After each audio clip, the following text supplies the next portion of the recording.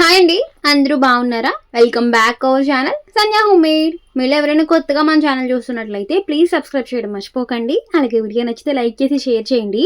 వీడియోని అయితే స్కిప్ చేయకుండా ఎండ్ వరకు చూసేయండి. ఇంకా after so many devotional days తర్వాత ఒక డైలీ వ్లాగ్ షేర్ చేయబోతున్నాను. సో ఇంకా ఉన్నాయి వీడియోస్, కాకపోతే మధ్యలో మీకు బోర్ కొట్టకుండా నా డైలీ వ్లాగ్ షేర్ చేద్దామని చెప్పి షేర్ చేస్తున్నాను అనమాట.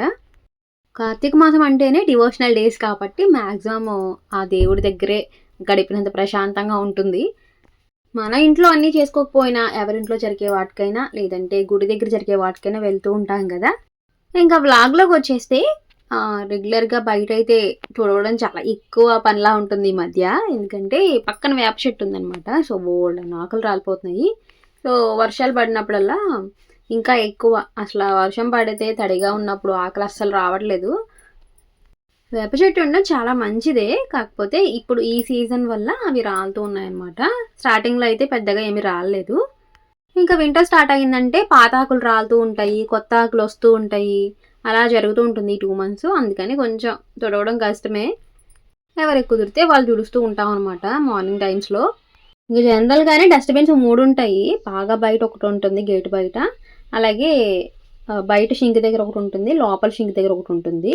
కాకపోతే ఈ డస్ట్బిన్స్ కూడా సరిపోవట్లేదు, ఎందుకంటే బయట ఎక్కువ వస్తున్నాయి కాబట్టి ఆకులు అవి. సో అక్కడ పెద్దది పెట్టాము. అలాగే అస్తమాను లోపలికి బయటికి తిరగాలంటే కష్టంగా ఉంది. మా దగ్గర ఉన్న డస్ట్బిన్ సైజ్ ఏమో కొంచెం చిన్నదనమాట. సో ఎప్పటి నుంచి అనుకుంటున్నాను ఇలా ప్రెస్ చేస్తే ఓపెన్ అయ్యే డస్ట్బిన్ కోసం అని చెప్పి. సో ఫైనల్లీ ఇప్పుడు తీసుకున్నాం అనమాట.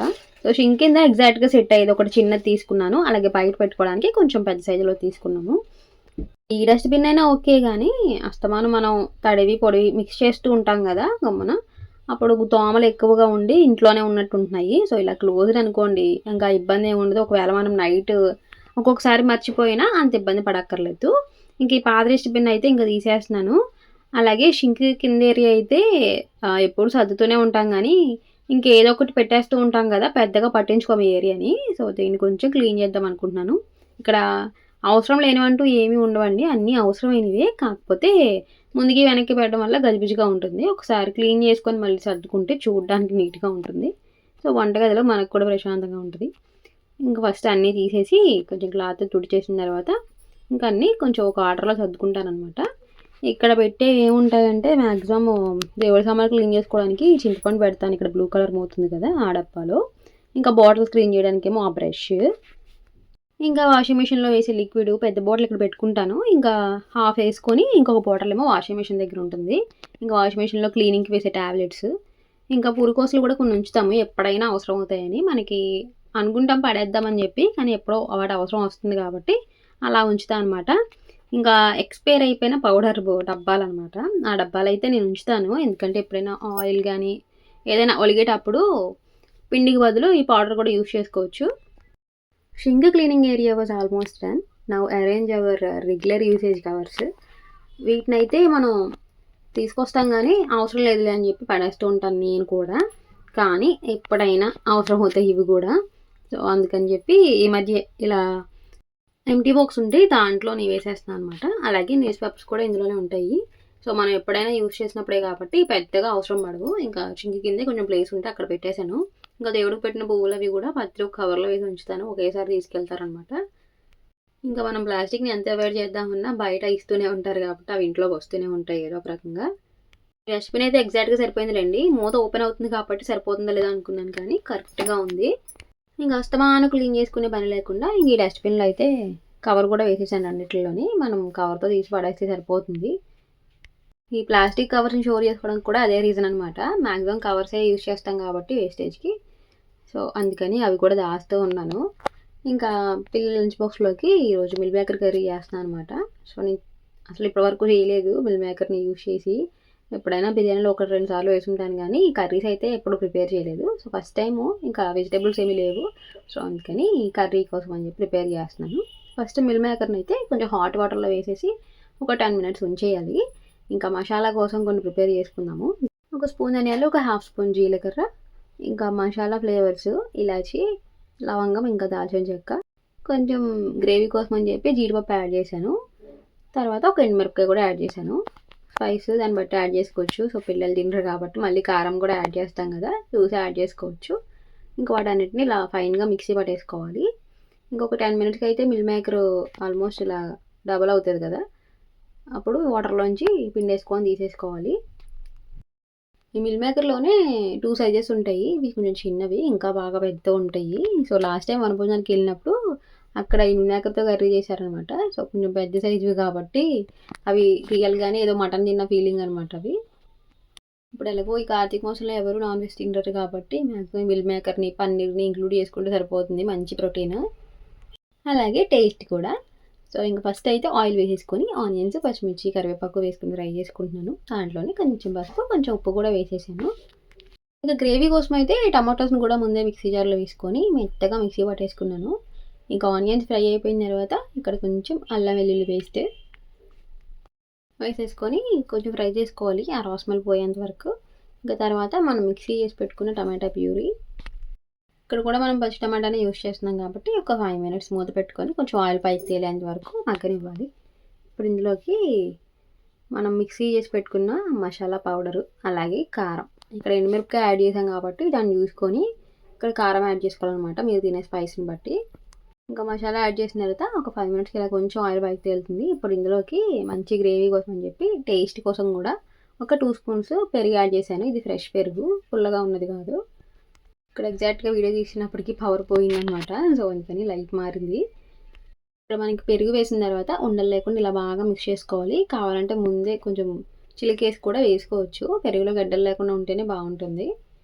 ఇలా కొంచెం ఆయిల్ పైకి తేలిన తర్వాత మనకి కావాల్సినంత వాటర్ యాడ్ చేసుకోవచ్చు గ్రేవీకి తగ్గట్టుగా. సాల్ట్ ఆల్రెడీ మనం ముందే యాడ్ చేసాము, ఇక్కడ ఉప్పు చూసుకొని ఏమైనా సరిపోకపోతే యాడ్ చేసుకోవచ్చు. ఇలా ఒక మరుగు వచ్చిన తర్వాత మనం పక్కన పెట్టుకున్న మిల్ మేకర్ ఉంది కదా, ఆ మిల్ మేకర్ని యాడ్ చేసుకొని ఒక 10 మినిట్స్ మూత పెట్టుకుంటే meal maker gravy curry ready. మనకి నాన్ వెజ్ తిన డేస్లో బాగుంటుంది అనమాట, కొంచెం నాన్ వెజ్ తిన్న ఫీలింగ్కి. సో పిల్లలు కూడా మిస్ అవుతున్నారు అనుకుంటే ఇలాంటి కర్రీస్ చేసి పెట్టేయండి. ఇంకా కొంచెం వెదర్ చల్లగా ఉంటుంది కదా, ఈ మధ్య ఇవి వస్తున్నాయి అన్నమాట ఇంట్లోకి. అప్పుడే 4-5 చూశాను నేను. సో వీటినైతే నేను తీస్తుంటే మా వాడు వచ్చి ఉప్పు వేయమ్మ చచ్చిపోతాయి అని చెప్పాడు. సో నిజంగానే సాల్ట్ ఇలా వేసాము, ఒక 5 మినిట్స్కే ఇలా పడిపోయాయి అనమాట. సో నాకు కూడా తెలీదు ఉప్పు వేస్తే అవి ఎలా అవుతాయని చెప్పి. సో పిల్లలకి మనకంటే ఎక్కువ నాలెడ్జ్ ఉందన్నమాట. సో పిల్లలు ఉన్నారు కాబట్టి ఎందుకైనా మంచిదని చెప్పి నేను కూడా సాల్ట్ వేసాను. సో అట్లా హింసించి చంపలేదులేండి, కొంచెం కూల్గా చంపామన్నమాట, మొత్తానికి చంపాము. ఇంకా పిల్లలకి చాలా రోజుల తర్వాత ఒక స్నాక్ చేస్తున్నాను. ఈ మధ్య బిజీగా ఉండడం వల్ల ఇంకా స్నాక్స్ చేయట్లేదు, ఆ ఫ్రూట్స్ ఉంటే అవే పెడుతున్నాను వాళ్ళకి. సో ఇంక మీకు కూడా షేర్ చేస్తున్నాను, చూసేయండి. గవ్వలు చేస్తున్నాను అనమాట. ఫస్ట్ అయితే ఒక కప్పు వరకు బొంబాయి రవ్వ తీసుకోండి, దాంట్లోకి కొంచెం సాల్ట్, అలాగే మన స్పైస్ కోసం ఇక్కడ కారం యూస్ చేయట్లేదు, సో మిరియాల పొడి యూస్ చేస్తున్నాము. మిరియాల పొడిని కొంచెం ఇలా పౌడర్లా దంచేసుకొని 1 స్పూన్ యాడ్ చేసుకోండి సరిపోతుంది. ఇక్కడ తీసుకునే క్వాంటిటీని బట్టి అలాగే మీరు తినే కారాన్ని బట్టి యాడ్ చేసుకోవచ్చు. తర్వాత కొంచెంగా వాటర్ యాడ్ చేసేసుకొని ఇలా కలుపుకుంటూ మనం చపాతీ పిండిలాగే ముద్దలా కలిపి పక్కన పెట్టుకోవాలి. యాక్చువల్గా మనము ఈ గవ్వలు చేసేది గోధుమ పిండి ఆర్ మైదా పిండితో చేస్తూ ఉంటాము. సో ఫస్ట్ టైము రవ్వతో చేస్తున్నాము. సో ఇవి కూడా క్రిస్పీగానే ఉంటాయి. రవ్వ కొంచెం హార్డ్గా ఉంటుంది కాబట్టి కొంచెంసేపు నానిస్తే బాగుంటుంది అనమాట, వెంటనే వేసేయకుండా. సో అందుకని ఒక 20 to 30 మినిట్స్ అయితే పక్కన పెట్టుకోండి, అది నానుతుంది. మీ దగ్గర నెయ్యి ఉంటే నెయ్యి కూడా యాడ్ చేసుకొని పిండిలోనే మిక్స్ చేసుకోవచ్చు. నా దగ్గర లేదు అందుకని ఇంకా వేయలేదనమాట. సో ఇంకా కావాలంటే ఆయిల్ అయినా యాడ్ చేసుకోవచ్చులేండి, నేను లాస్ట్లో యాడ్ చేస్తాను. సో కన్సిస్టెన్సీ అయితే ఎలా ఉండాలన్నమాట. ఇంకా లాస్ట్లో కొంచెం ఆయిల్ యాడ్ చేసేసి ఒకసారి కలిపేసుకొని మూత పెట్టుకొని పక్కన పెట్టుకోవాలి. ఇంకా ఆఫ్టర్ 20 మినిట్స్ తర్వాత మూత తీసుకొని ఇంకొకసారి పిండిని బాగా కలుపుకోవాలి. ఇలా కలిపేసుకున్న తర్వాత మనకి కావాల్సిన సైజు, మనకి పెద్ద సైజులో కావాలంటే కొంచెం పెద్ద సైజు తీసుకోండి, చిన్న సైజు కావాలంటే కొంచెం చిన్నవి. ఇక్కడ మనం కారం బదులు మిరియాల పొడి యూస్ చేసాము. మిరియాల పొడి చాలా మంచిది కారం కంటే కూడా. సో ఎప్పుడైనా వీలైతే కారం ప్లేస్లో మిరియాల పొడిని ఇంక్లూడ్ చేయొచ్చు. ఇంకా పిండినంతా మనకి కావాల్సిన సైజులో ఇలా బాల్స్లా చుట్టేసుకున్న తర్వాత ఇప్పుడు గవ్వల షేప్ కావాలి మనకి. జనరల్గా గవ్వలకి ఒక చెక్క ఉంటుంది, సో దాన్నైనా యూజ్ చేసుకోవచ్చు. లేదంటే మన ఇంట్లో ఇలా 4 స్పూన్స్ ఉంటాయి కదా, ఆ 4 స్పూన్ పెట్టుకొని పిండిని జస్ట్ ఇలా ప్రెస్ చేస్తూ ఉంటే ఆ షేప్ వచ్చేస్తుంది. లేదంటే మనకి దేవిది ఉంటుంది కదా జల్లెడలాగా, సో దాంతో కూడా గవ్వల షేప్ ఇవ్వచ్చు. మనం ఎక్కువ రోజులు స్టోర్ చేసుకునే స్నాక్ రెసిపీస్లో కొంచెం ఈజీ రెసిపీ ఏదైనా ఉందంటే గవ్వలనే చెప్తాను నేనైతే. సో ఎక్కువసేపు నానబెట్టకుండా ఎక్కువ ప్రాసెస్ లేకుండా సింపుల్గా చేసుకునే రెసిపీ. మనకి షేప్ కూడా చక్కగా నీట్గా వచ్చేసింది. ఇప్పుడైతే స్టవ్ మీద ఆయిల్ పెట్టుకోవాలి, బాగా హీట్ అవ్వాలి ఆయిల్. అప్పుడు మనం చేసుకున్న గవ్వలన్నిటిని ఇలా ఒక్కొక్కటిగా వేసేసుకోవాలి. ఏదైనా కొత్త రెసిపీ చేసేటప్పుడు మరి ఎక్కువ క్వాంటిటీస్లో తీసుకోకుండా లిమిటెడ్ క్వాంటిటీస్లో చేసుకుంటాను నేను కూడా. సో ఇప్పుడు ఒక కప్పే తీసుకున్నాను, సో కప్తో చేశాను. సో పర్ఫెక్ట్గానే వచ్చింది. టేస్ట్ కూడా మనకి రెగ్యులర్ పిండితో చేసిన దానికి దీనికి ఖచ్చితంగా టేస్ట్ డిఫరెన్స్ ఉంటుంది. యాస్టీస్ ఒకలా అయితే ఉండదు. మంచి గోల్డెన్ బ్రౌన్ కలర్ వచ్చిన తర్వాత తీసేసుకోవచ్చు. మనం కారం యాడ్ చేయకపోయినా ఫ్రై చేస్తాం కాబట్టి ఆటోమేటిక్గా ఈ కలర్ వస్తుంది. అండ్ రవ్వతో చేసాం కాబట్టి ఖచ్చితంగా క్రిస్పీగా వస్తాయి అనమాట, కరకరలాడుతూ. అండ్ స్టోర్ చేసుకొని పిల్లలకి స్నాక్స్ బాక్స్లో పెట్టేయచ్చు. ఇంకా ఈవినింగ్ నెక్స్ట్ డే ప్రీపెప్ కూడా చూపిస్తున్నాను నేను. ఇప్పుడున్న రోజుల్లో ముందు రోజు ప్రిపరేషన్స్ చాలా ఇంపార్టెంట్. అన్నీ చేసుకోలేకపోయినా వెజిటేబుల్స్ ఒక్కటి కట్ చేసుకుని పెట్టుకుంటే సరిపోతుంది. వాటికి మనకి ఎక్కువ టైం తీసుకుంటుంది కాబట్టి కొన్ని అయితే అప్పటికప్పుడు కట్ చేసుకునే ఉంటాయి, వంకాయస్, ఈ ఆలూస్. కానీ మిగిలినవన్నీ కూడా మ్యాక్సిమం కట్ చేసి పెట్టుకోవచ్చు. నేను ఎలాగో వెజిటేబుల్ స్టోరేజ్ బాక్సెస్ తీసుకున్నాను కదా, సో వాటిలో అయితే వేసేసుకోవచ్చు అని చెప్పి ముందు రోజు కట్ చేసుకుంటున్నాను నెక్స్ట్ డేకి. ఇంకా నాకు కుదిరినప్పుడల్లా ఈవినింగ్ కూడా పూజ చేసుకుంటూ ఉన్నాను. ఫ్రిడ్జ్లో వెజిటేబుల్స్ స్టోర్ చేసుకోవచ్చా, అలా స్టోర్ చేసుకొని తినొచ్చా అని చాలామంది డౌట్ ఉంటుంది. మనం మ్యాక్సిమం వెజిటేబుల్స్ని ఫ్రిడ్జ్లోనే స్టోర్ చేస్తాం కాబట్టి ఇంకా కట్ చేసుకున్నా కట్ చేసుకోకపోయినా ఒకటే కాబట్టి నేను ఇంకా ఈ మధ్య కుదిరినప్పుడల్లా ఇలాగ కట్ చేసుకుని పెట్టేసుకుంటున్నాను.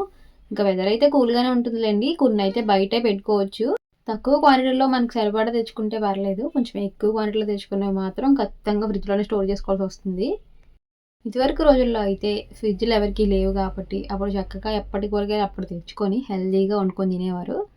అలాగే ఒక 2-3 రకాలు తెచ్చుకున్న అవి బయటే పెట్టుకొని తినేవారు. ఇప్పుడు మాత్రం ఫ్రిడ్జ్లో వచ్చిన దగ్గర నుంచి ముందు రోజే వండిన కూరల్ని కూడా ఫ్రిడ్జ్లోనే స్టోర్ చేసుకొని నెక్స్ట్ డే తినడము ఇవన్నీ చేస్తున్నారు. ఫ్రిడ్జ్ ఉండడం మంచిదే కానీ వాడమన్నారు కదని ఆడవాళ్ళు అయితే బీభత్సంగా వాడేస్తున్నారు ఫ్రిడ్జ్ని. ఇంకా మిగిలిన అన్నీ పట్టుకెళ్ళి ఫ్రిడ్జ్లో పెట్టేయడం, నెక్స్ట్ డే అవి తినడం అవి చేస్తున్నారు. అండ్ ఈ మధ్య విన్నాను అన్నం కూడా ఫ్రిడ్జ్లో పెడతారంట. సో రైస్ అయితే అస్సలు ఫ్రిడ్జ్లో పెట్టకండి, చాలా అన్హెల్దీ అది. అలాగే ఇంకా డేంజరస్ ఆనియన్స్ కూడా ఫ్రిడ్జ్లో పెట్టి తర్వాత యూస్ చేయకండి. మనకి ఎంత కావాలో అంతే కట్ చేసుకోవడం బెటర్ అనమాట. ఈ స్టోరేజ్ బాక్సెస్ అయితే బాగా యూస్ అవుతున్నాయి. సో నేను డైలీ ఇలా కట్ చేసేసుకొని అందులోనే వేసేస్తున్నాను. ఎలాగో ఖచ్చితంగా మనం మూత పెట్టే పెడతాం ఫ్రిడ్జ్లో, అందుకని ఇవి బాగా యూజ్ అవుతాయి. ఇంక పట్టుకెళ్ళి ఫ్రిడ్జ్లో పెట్టేస్తాను. పొద్దున్నే కర్రీ వండే ఒక హాఫ్ అన్ అవర్ ముందు అలా తీసి బయట పెట్టుకుంటే సరిపోతుంది. ఇంకా బాదం కూడా సోక్ చేసేసి ఇంకా ఏమైనా సామాన్లు ఉంటే అవి కూడా క్లీన్ చేసి పెట్టేసుకుంటాను. ఇక్కడికి నైట్ వర్క్ అయిపోతుంది, మనకి మార్నింగ్ ఫ్రెష్గా స్టార్ట్ అవుతుంది అనమాట. మనకి వంట చేసేటప్పుడు ఒక 15 to 20 మినిట్స్ సేవ్ అవుతాయి. సో ఇటు బ్రేక్ఫాస్ట్, అటు పిల్లల్ని రెడీ చేసుకోవడం, వంట చేసుకోవడం ఈ హడావిడి ఉండదన్నమాట. సో ప్రశాంతంగా మార్నింగ్ కొంచెం టైంకి పిల్లల్ని ఎర్లీగా. సో ఇదండి ఈరోజు వీడియో. ఐ హోప్ మీ అందరికీ నచ్చిందని అనుకుంటున్నాను. నెక్స్ట్ వీడియోతో మళ్ళీ మీ ముందుకు వచ్చేస్తాను. అంతవరకు keep watching Sandhya home made. Thank you so much for watching.